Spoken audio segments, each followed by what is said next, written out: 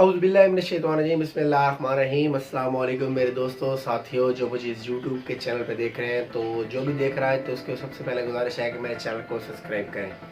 तो आज जो हमारा टॉपिक है जिस पे हम बात करेंगे वो है कि कोई भी किसी भी किस्म की परेशानी अगर आ जाए तो उसका हल किस तरह किया जाता है।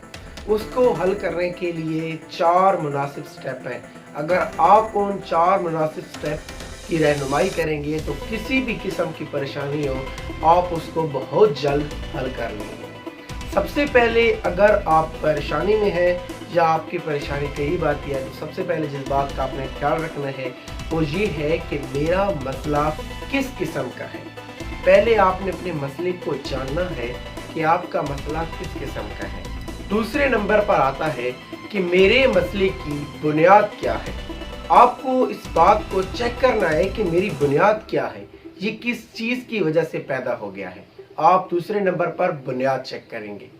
तीसरे नंबर पर जो बात आती है वो ये है कि इस मसले को हल करने के लिए क्या किया जा सकता है।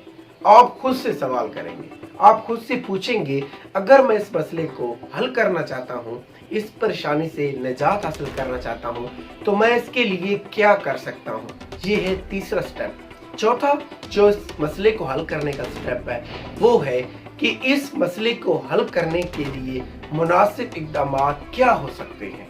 आपने वो ज़राए ढूंढने हैं जो इसको हल कर सकते हैं।